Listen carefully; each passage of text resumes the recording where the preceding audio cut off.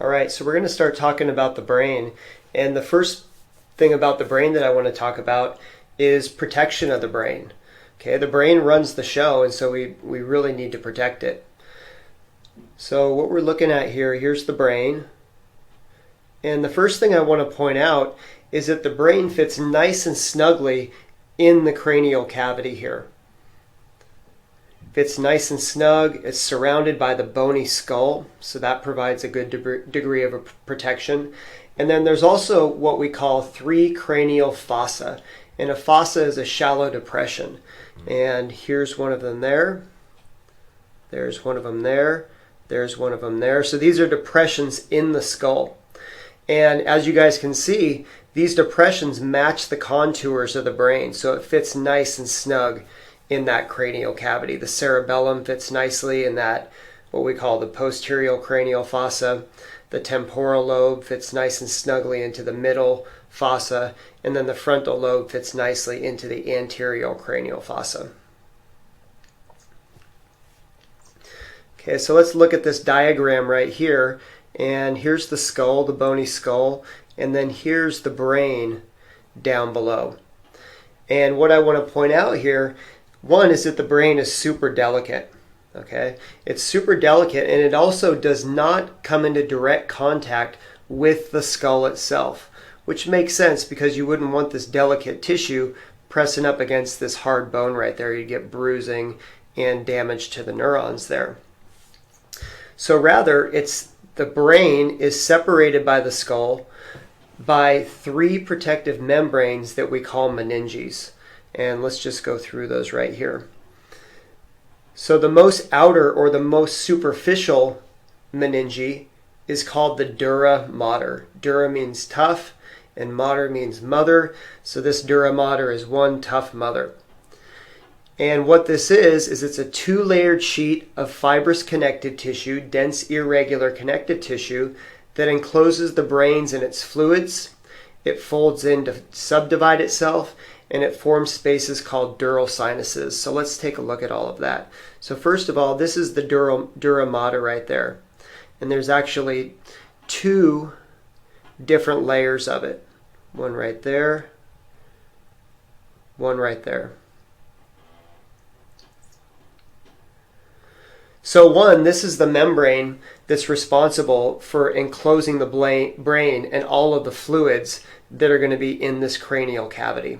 That's one of the main functions of it. But something it also does is it folds in and it subdivides part of the brain. So we can look at that here. And here's the dura mater.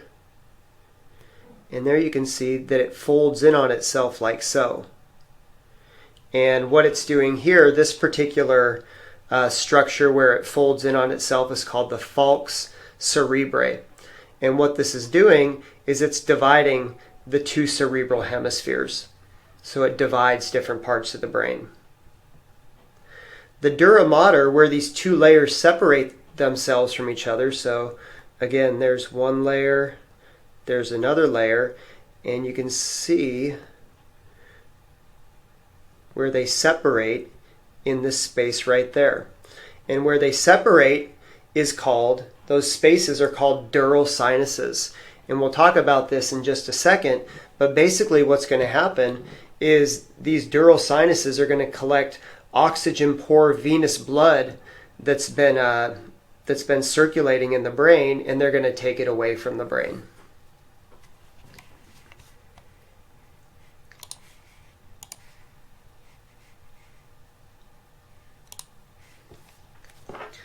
The next layer then is called the arachnoid mater, and you might be familiar with the term arachnoid. It means spidery. So this is the spidery mother. And this is this next layer right there. And it also has these little projections, these spidery little projections that come down from it. So what the arachnoid mater does is it forms a loose brain covering. So it covers the entire brain there, and it's a loose it's a loose covering. And again, it has these spider web-like extensions which attach to the layer below it the pia mater. So this layer right there is the pia mater, and these extensions right there from the arachnoid mater attached to the pia mater below it. What this does is it forms a space called the subarachnoid space. So right there in between the arachnoid mater and the pia mater is called the subarachnoid space. And the subarachnoid space is going to contain cerebral spinal fluid. And that cerebral spinal fluid, we'll talk about what it does coming up here. So it provides a space for the cerebral spinal fluid, and it also provides structure for large blood vessels serving the brain. So you can see these blood vessels underneath here. Okay, this subarachnoid space gives room for those blood vessels to get where they're going. And then lastly, the last meninge is called the pia mater, which means delicate mother. And this is really delicate tissue. It's invested with tiny blood vessels serving the brain. And what I want to point out here is that it clings tightly to the brain. So it follows all of these individual contours of the brain there, the pia mater does. And you can kind of think of it as the outer layer of the brain itself right there.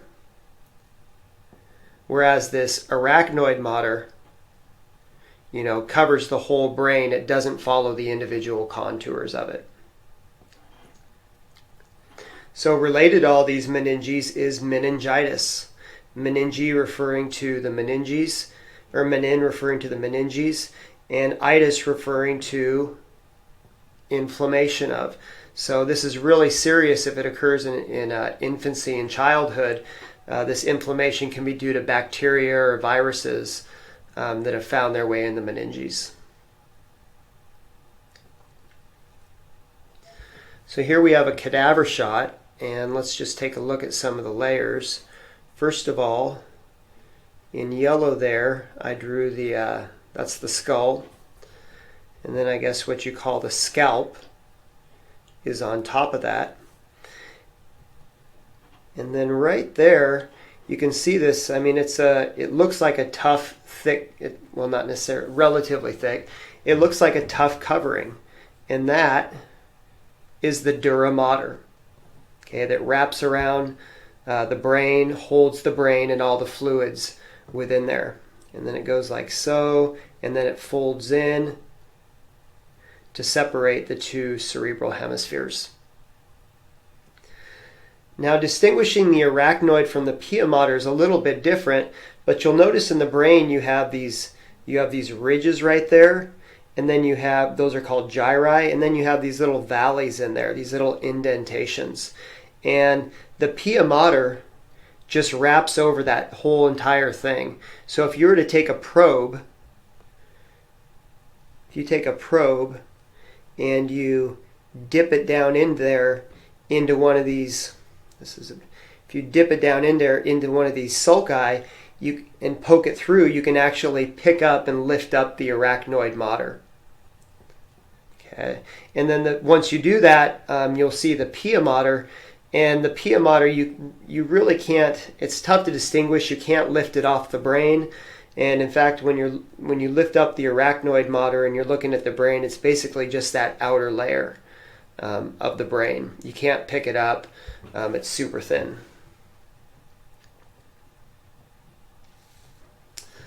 Okay, something else I want to point out is that these same meninges exist around the spinal cord. So here we have the spinal cord in the vertebral canal, and here we go. Here's the dura mater. Then you can see the arachnoid mater with those little spinal or spidery projections. And then deep to that, we have the pia mater. And so there you can see the subarachnoid space that contains the cerebrospinal fluid.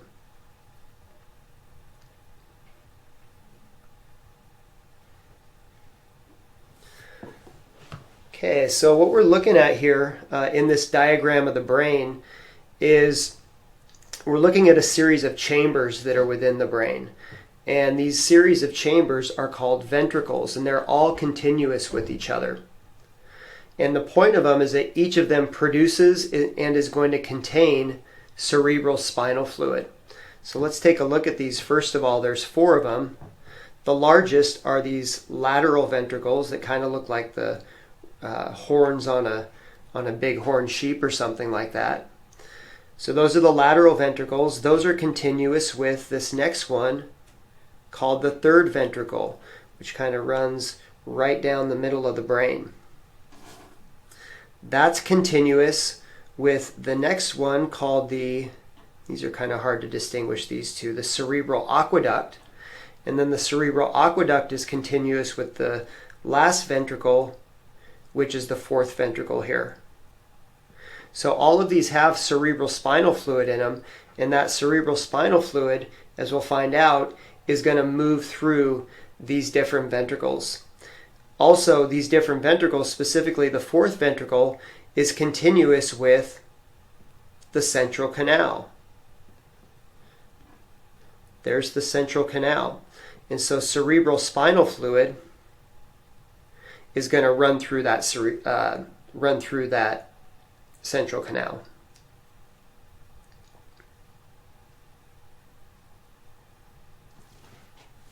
Okay, so not only do these ventricles contain cerebral spinal fluid, but they produce cerebral spinal fluid. And there are these structures in there called choroid plexuses. And they're basically tufts of capillaries.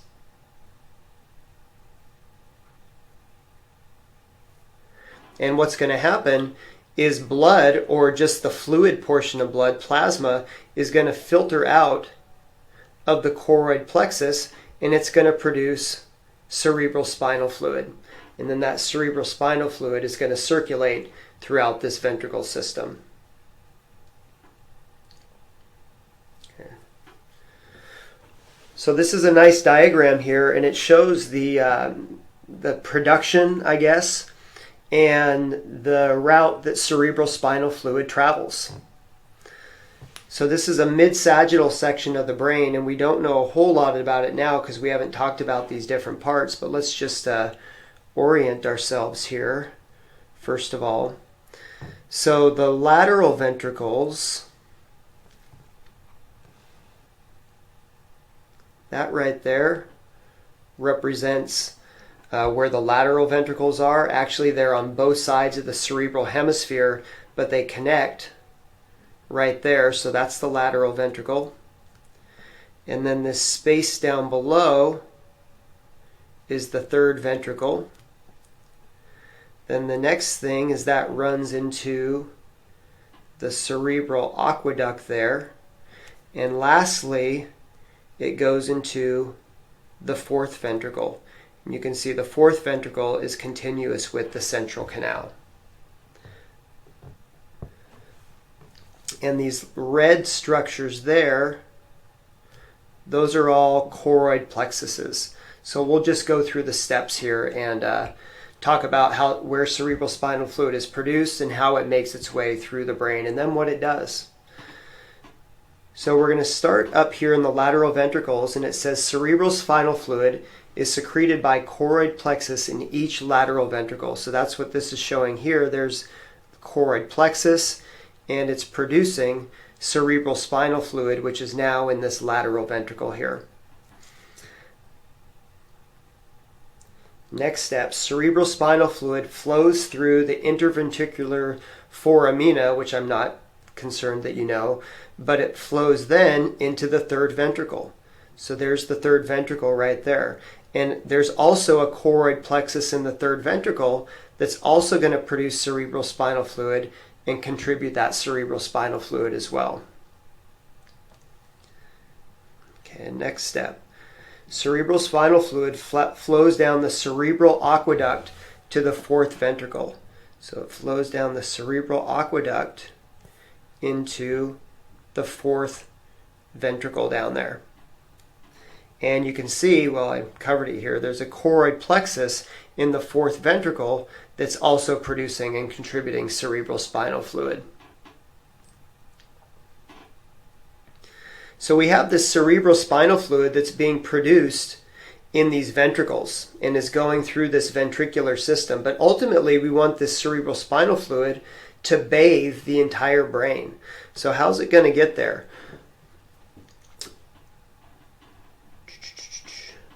So now we're at step 6 here. We have cerebrospinal fluid in the fourth ventricle, and it's going to flow out of these structures called lateral apertures. There's two lateral apertures and a median aperture. All these are openings.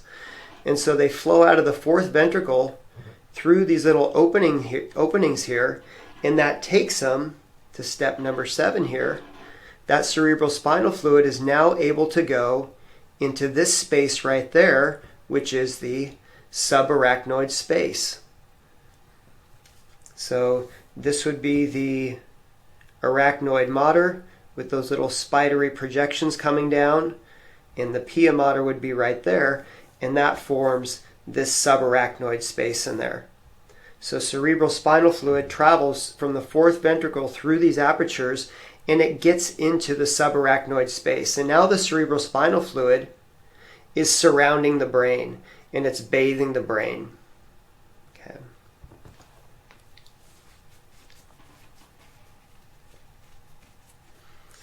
Now, what's the cerebrospinal fluid doing in there? Okay, what are its functions? And there's a few different functions. One of them is that it keeps the brain buoyant. If you surround the brain by water, then the brain essentially weighs less. It's like when you go in a swimming pool, your body weighs less. It's buoyant. You can pick somebody up in water and lift them up, whereas you wouldn't be able to do that on land. And so it really reduces the weight of the brain, which keeps the pressure off of it, which is nice. Another thing that's going to happen is that this cerebrospinal fluid is going to provide nutrients and gases to the brain, to the cells of the brain. Okay, there's not a direct capillary supply that goes to the brain. Instead, these gases and nutrients or whatnot filter out of these capillaries, and then they go in the cerebrospinal fluid. And so the cerebrospinal fluid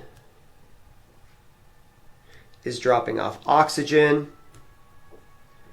it's dropping off glucose, and what's it picking up?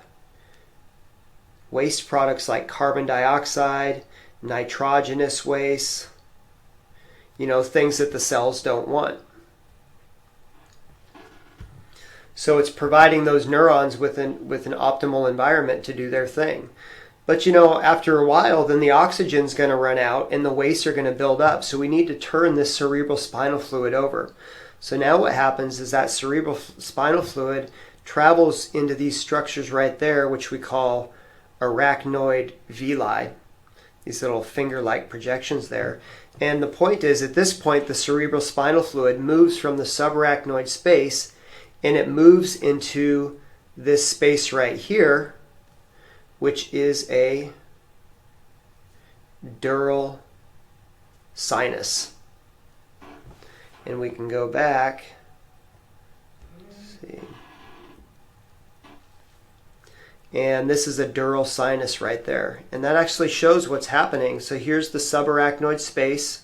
Cerebrospinal fluid moves from that subarachnoid space up through these villi, and it gets deposited in this dural sinus there.